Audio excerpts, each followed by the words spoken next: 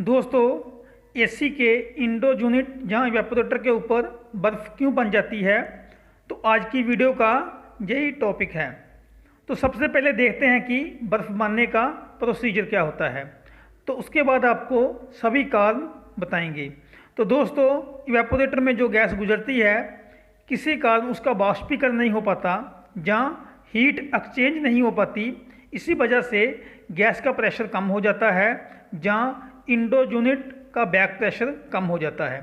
तो प्रेशर कम होने से उसका टेम्परेचर भी 0 डिग्री सेल्सियस से नीचे चला जाता है और बर्फ़ बनने लगती है। तो जहाँ ये बात क्लियर है कि इवेपोरेटर में प्रेशर कम होने से टेम्परेचर में गिरावट आ जाती है, तो इसी वजह से बर्फ़ बन जाती है। तो गैस का प्रेशर कम होने के कई कारण हो सकते हैं। तो जिसमें पहला कारण होता है गैस का कम होना। तो सिस्टम में जब थोड़ी गैस लीक हो जाती है, थोड़ी रह जाती है, तब प्रेशर में कमी आ जाती है, तो इसी वजह से बर्फ़ बनने लगती है। तो इसका दूसरा कारण होता है कि एयर फिल्टर का ब्लॉक होना।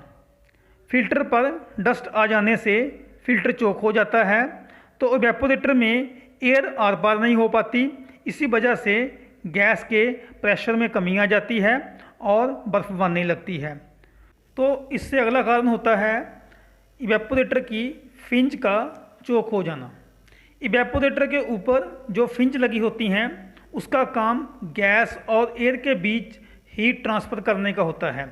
जब ये बंद हो जाती हैं, जहाँ डैमेज हो जाती हैं, तो हीट ट्रांसफ़र होने बंद हो जाती है, तो जिसकी वजह से गैस के प्रेशर में कमी आ जाती है और टेम्परेचर नीचे चला जाता है। इससे आगे एयर ब्लोअर का चोक हो जाना।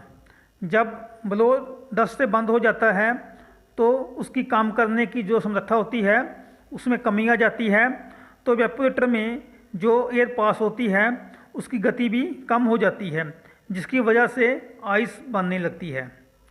तो इससे आगे ब्लोअर मोटर की स्पीड का कम होना। जब ब्लोअर की स्पीड कम हो जाती है, तो एयर की गति भी कम हो जाती है और इवेपोरेटर में हीट ट्रांसफ़र की गति जो होती है, उसमें भी कमी आ जाती है और बर्फ़ बनने लगती है। तो इससे आगे कैपिलरी ट्यूब का थोड़ा सा चोक हो जाना। जब कैपिलरी ट्यूब कंडेंसर में डस्ट के कारण आधी चोक हो जाती है, तो भी ये दिक्कत आ सकती है। तो कैपिलरी ट्यूब चोक होने से कंडेंसर में प्रेशर बढ़ जाता है और इवेपोरेटर में प्रेशर की कमी आ जाती है, तो भी ये दिक्कत आ सकती है। तो इससे अगला कारण एटमॉस्फेयर टेम्परेचर का कम होना। तो कई बार रूम का टेम्परेचर कम होने से, जहाँ एटमॉस्फेयर टेम्परेचर कम होने से भी ये दिक्कत आ सकती है, तो लेकिन ऐसा बहुत कम होता है। तो ठंडे मौसम में एसी का बैक प्रेशर तो कम होता ही है, तो जब इवेपोरेटर को रूम की ठंडी एयर वापस में मिलती है, तो हीट ट्रांसफ़र की कमी आ जाती है, जिससे इवेपोरेटर का जो गैस का प्रेशर होता है, उसमें भी कमी आ जाती है, तो जिसकी वजह से बर्फ़ बन जाती है। दोस्तों, आपको जितने भी कारण बताए हैं, उनमें पहला कारण जो बताया था गैस का कम होना, तो उसको छोड़कर बाकी सभी कारणों के करके ही सक्शन लैंड के ऊपर आइस आती है।